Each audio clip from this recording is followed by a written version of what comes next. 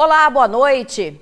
Trabalhadores da enfermagem fazem mais um protesto em Vitória. A manifestação é contra a decisão confirmada pelo Supremo de suspender o piso salarial da categoria. Uma paralisação nacional está prevista para acontecer na semana que vem.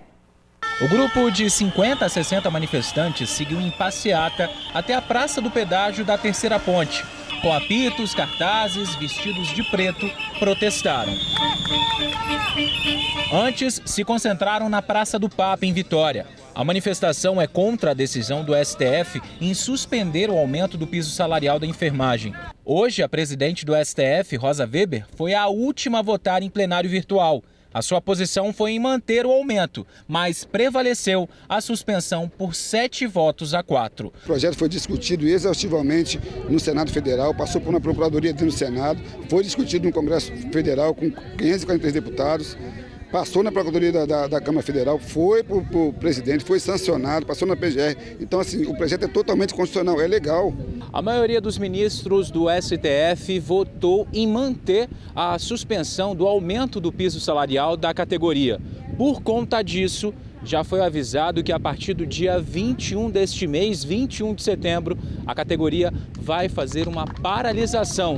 Isso a nível nacional. A gente não vê um outro caminho para mostrar para a sociedade o tamanho da nossa importância, a não ser uma paralisação dia 21. Fomos chamados de heróis durante a pandemia inteira, mas agora que é para mostrar que nós somos heróis, o Supremo Tribunal Federal vem e dá essa punhalada nas nossas costas. Vai funcionar normalmente 30%, porque a gente mexe com vida e a gente não quer botar a população contra a nossa categoria. As manifestações da categoria começaram na última semana, quando a Terceira Ponte ficou fechada por 2 horas. Depois disso, mais uma manifestação em frente à Assembleia Legislativa. Na última quarta-feira, um grupo chegou a seguir em passeata até o Palácio Anchieta, além de manifestações que aconteceram no interior do estado. Está sendo discutido agora, a pedido do ministro Barroso, formas de pagamento, fonte de custeio, se vai quebrar ou não vai quebrar os municípios, se o hospital vai ter demanda de exoneração em massa. Então está sendo discutido isso aí, para que antes dos 60 dias já seja efetivado o nosso piso salarial. Então a gente vai aguardar. Eu sei que alguma coisa tem que ser feita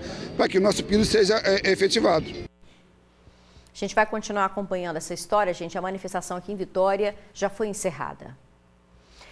Foi enterrada a mulher que foi assassinada pelo ex-marido em Guarapari, no bairro Setiba. O comerciante atirou na ex-esposa e se matou em seguida. O casal viveu junto por 30 anos. Eles criaram os filhos, mas o ex-marido não aceitava o fim do relacionamento.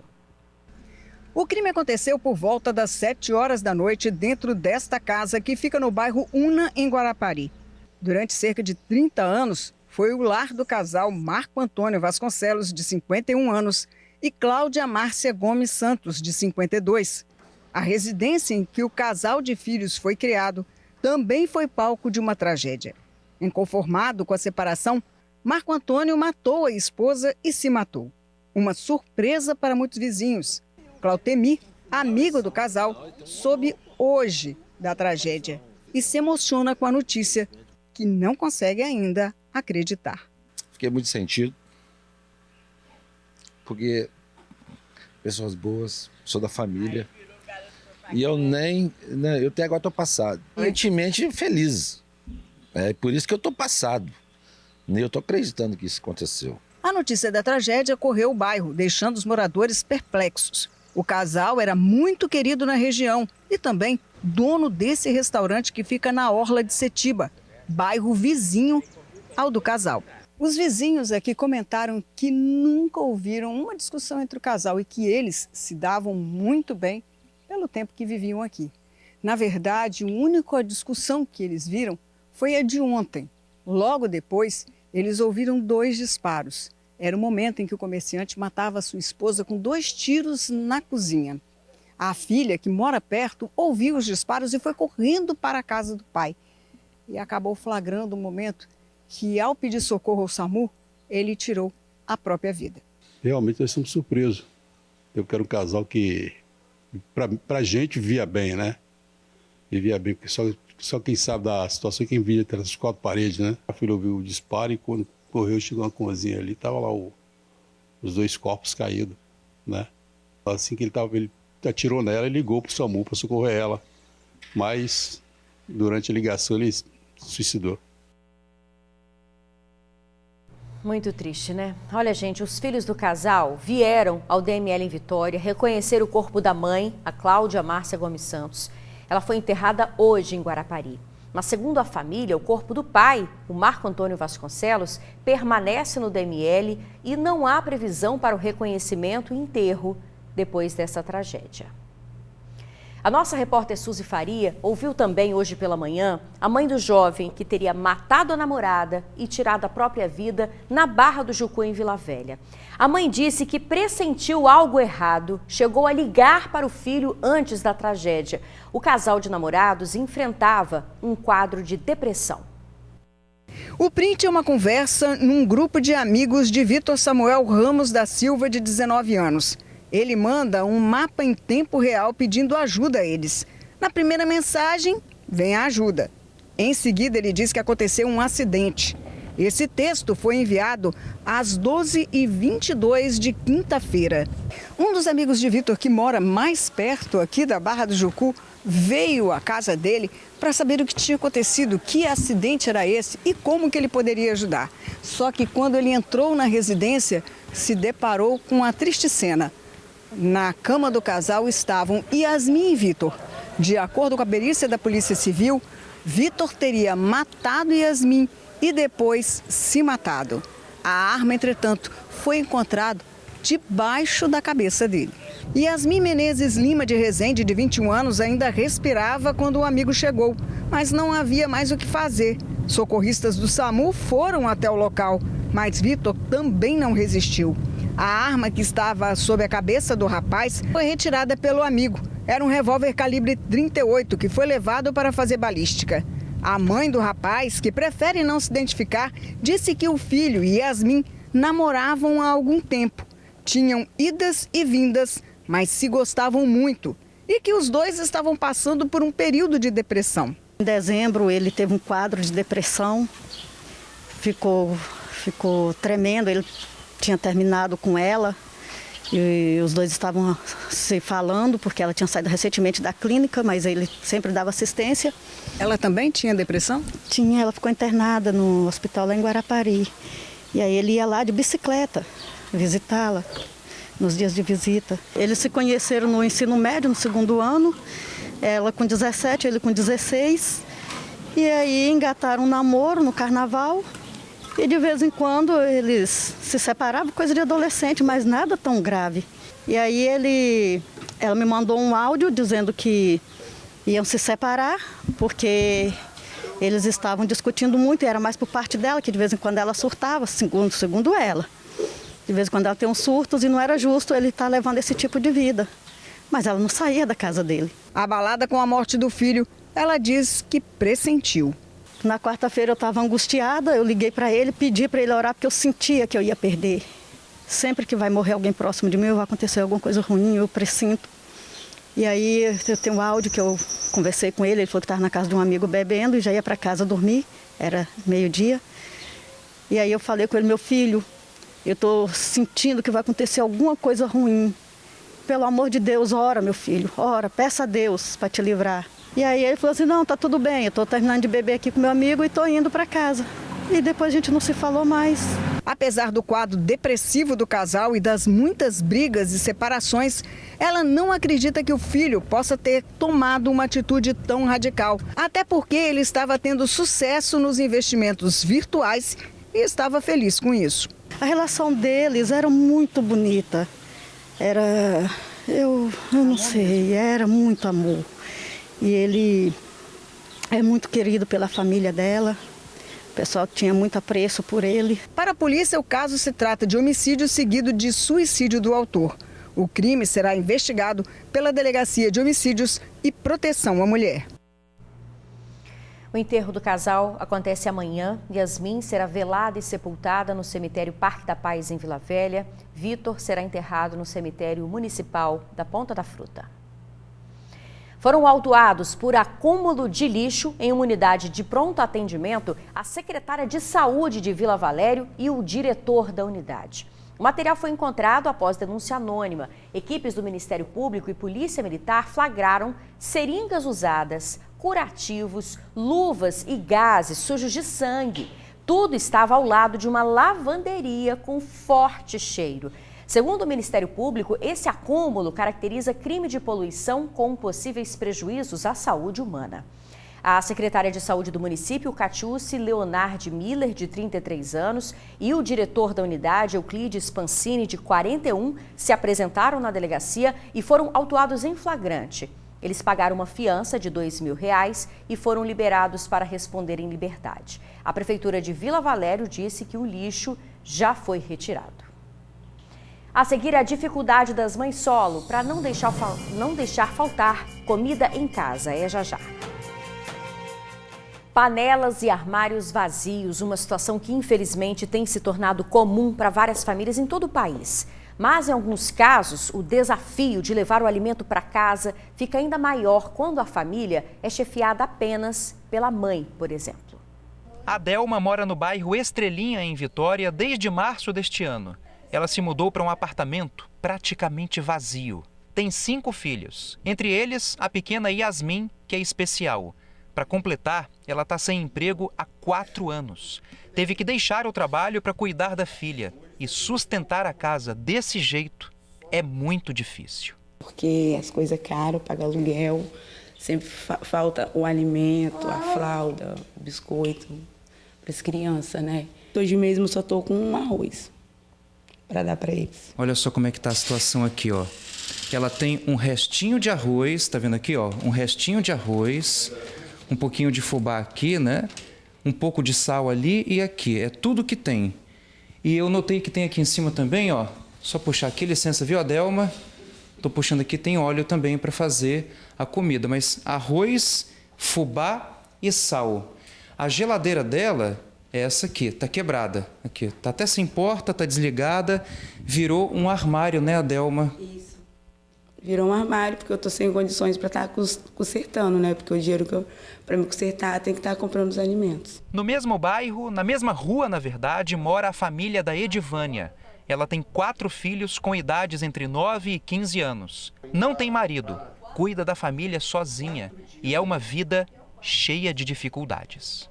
Esse aqui é o quarto da Edivânia e dos filhos. É de todo mundo aqui? De todo mundo.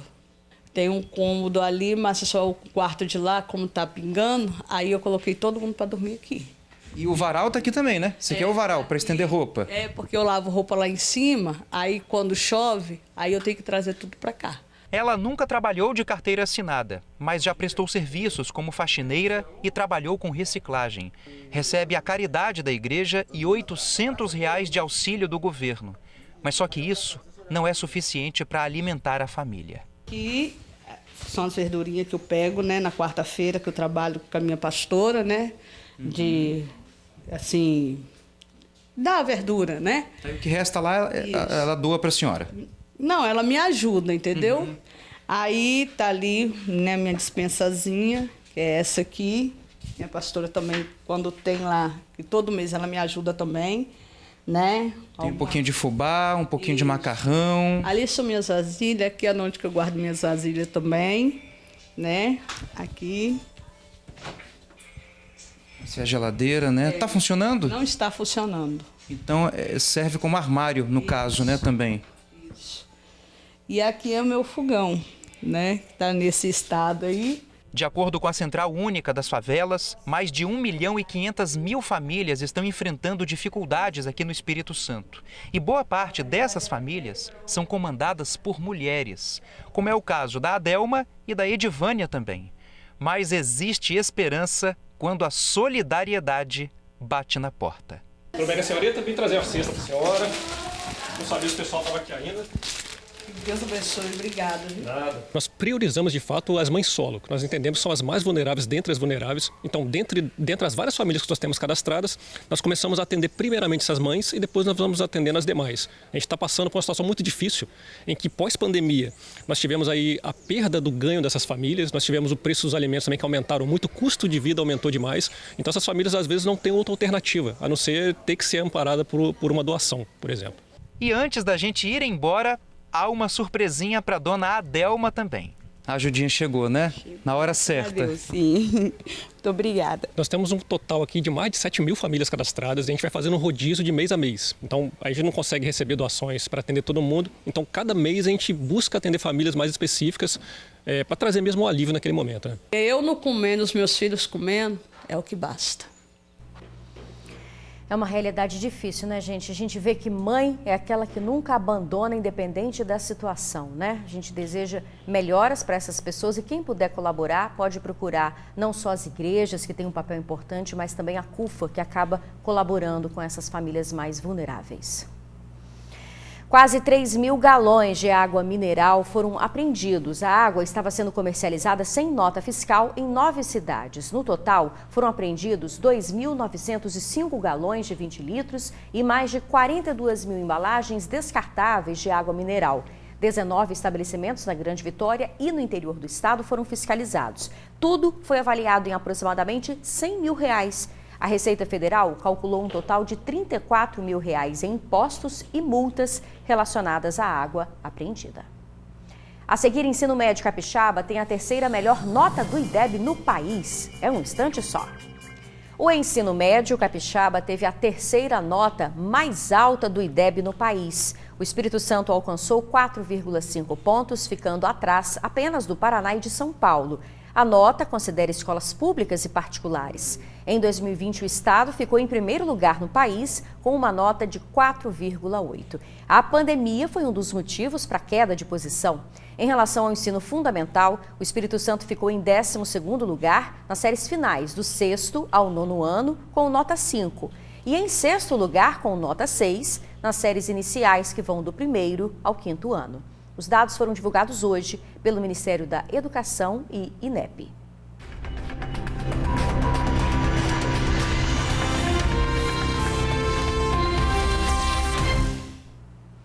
Hora de falar das eleições 2022. Ao longo dessa semana, os candidatos ao Senado puderam apresentar as suas propostas aqui na TV Tribuna. Já participaram da série de entrevistas Rose de Freitas, do MDB, Coronel Lugato, do Democracia Cristã, Felipe Schitter, do PSTU e Antônio Bonjastab, do PRTB. O convidado de hoje foi Eric Musso, do Republicanos. O candidato ao Senado, Eric Musso, dos Republicanos, ficou frente a frente com os apresentadores Bruna Maria e George Bitt. Atualmente, Musso é presidente da Assembleia Legislativa, após ser reeleito como deputado estadual. O candidato entrou na política em 2012, ao ganhar a disputa para vereador em Aracruz. Entre as bandeiras do candidato estão a redução da maioridade penal e a qualificação dos jovens para o mercado de trabalho. Na rua, conversando, dialogando, apresentando as propostas, sem ataques pessoais a nenhum tipo de candidato, colocando as melhores propostas para a gente melhorar a vida dos 4 milhões de capixabas. Agradecer à Rede Tribuna por essa oportunidade de nós estarmos dialogando, conversando, apresentando as nossas propostas a toda a população do Espírito Santo. É muito importante esse momento em que o eleitor terá que tomar a sua decisão para o Espírito Santo e para o Brasil. Daqui a 17 dias, os eleitores vão às urnas para exercer o direito ao voto. Por isso, mantendo o compromisso com o processo democrático, as entrevistas da TV Tribuna ajudam os cidadãos a fazerem a melhor escolha. Na próxima semana, continuam as sabatinas ao Senado. 9 políticos disputam a vaga no Espírito Santo. Este ano, os capixabas vão eleger apenas um senador. Também serão definidos governador, presidente e deputados federais e estaduais. As entrevistas continuam na semana que vem, no TN1 ao meio-dia. Na segunda-feira, o convidado é Magno Malta, do PL. Na terça-feira, Carone. Na quarta-feira, Gilberto Campos, do PSOL. E na quinta-feira, Nelson Júnior, do Avante. A ordem foi definida por sorteio. O TN2 fica por aqui. Muito obrigada pela sua companhia. Uma boa noite, um ótimo fim de semana. Até segunda.